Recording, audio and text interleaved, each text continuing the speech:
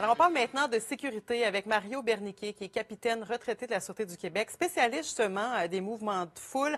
Alors, M. Berniquet, bon, ce que nos équipes sur le terrain, là, à part ceux qui ont main à partir avec les journalistes, entre autres, ça ne doit pas être évident de travailler aujourd'hui, d'ailleurs, à Ottawa, pour nos collègues. On a une pensée pour eux. Mais on semble nous dire que ça se passe, somme toute, assez dans le calme. Avec ce que vous voyez jusqu'à maintenant, est-ce qu'il y a vraiment des risques importants de débordement? Les risques de débordement, déjà, ça déborde de beaucoup. Là. Il y a beaucoup de monde. C'est le temps encore de poursuivre la cueillette de données, en faire une analyse, écouter ce qui se dit, regarder ce qui se fait. S'il y a une nécessité d'intervenir, elle va se faire. S'il y a une opportunité de le faire, ça peut se faire. Mais tant qu'il n'y aura pas de nécessité d'intervenir, je pense qu'il faut en rester tout simplement à la cueillette de données pour regarder les points chauds, les sites à risque, et puis d'être vigilant. Ouais. On est vraiment en prévention encore à l'heure où on se parle. En prévention, parce qu'à certains endroits, en proaction aussi, de choisir, si on peut relocaliser certains camions pour que ça circule comme il faut, s'assurer que la population ne soit pas à risque. Je pense que ça va être le travail de la Ville d'Ottawa, des décideurs aussi, là, parce que ça appartient quand même à l'OPP et à la Ville d'Ottawa pour le moment. Déjà, on voit qu'on essaie de restreindre, en tout cas, l'accès à la colline parlementaire. Il y a des ponts qui sont fermés. Ça devient de plus en plus difficile de se rendre à Ottawa. De toute façon, à un moment donné, il n'y a plus de place. On le voit sur l'avenue Wellington. Est-ce que ça, c'est important de restreindre l'accès aussi? C'est de protéger quand même la colline parlementaire ou le Parlement. C'est quand même un lieu qui doit être protégé, mais sans toutefois brimer le droit de manifester. C'est quand même, on marche sur des œufs, il faut être prudent. Il faut qu'il y ait un périmètre qui doit être respecté. Je vois qu'il y a des clôtures, des jerseys, puis c'est correct à quelque part. Puis je pense que personne, pour le moment, de qu'est-ce qu'on en voit, de qu'est-ce qu'on entend, qui veut déborder de part et d'autre. Fait que le droit de manifester se fait comme il faut. Et puis, c'est juste une cueillette de données, puis voir aussi là, si l'alcool ne se mêle pas de ça, puis s'il n'y a pas des personnes excessives qui rentrent à l'intérieur de ça. Bon, Il y a encore beaucoup de travail à faire. Oui, on sait qu'il y a différents groupes. Là. Oui, il y a des camionneurs qui demandent la levée des restrictions pour les camionneurs, la levée de l'obligation vaccinale. Mais il y a d'autres groupes aussi qui sont plus radicaux, là, bien sûr, qui font partie de cette grande manifestation-là.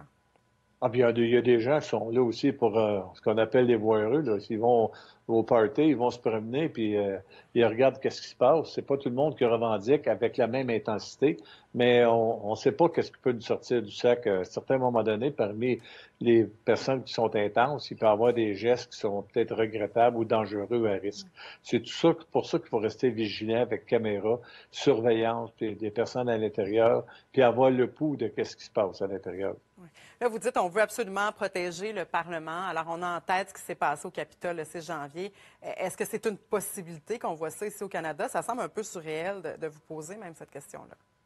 Ben oui, c'est possible. Ça s'est déjà fait dans d'autres endroits. Puis souvent, on copie ce qui se fait ailleurs. Les gens copient ailleurs, mais on n'est pas dans le même contexte puis dans la même culture et puis pour les mêmes raisons. Là. Mais il ne faut pas négliger que s'il y a quelqu'un qui décidait de faire un geste, s'il ne serait pas directement lié à la manifestation des travailleurs ou la revendication pour enlever les mesures sanitaires. Il faut toujours penser qu'une opportunité, c'est de choisir le meilleur moment puis avoir une chance pour faire du dégât.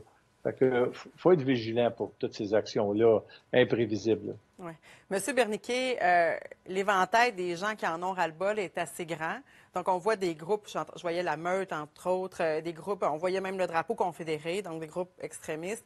Mais d'un autre côté, il y a des petites familles qui sont à Ottawa pour dire on en a marre des mesures sanitaires. Alors, s'il se passe quelque chose, j'imagine que ça complexifie le travail des policiers aussi là, pour éviter de lancer, par exemple, des gaz lacrymogènes devant ces petites familles-là. Ça ne doit pas être évident de travailler dans ces circonstances-là alors que la foule est tellement disparate.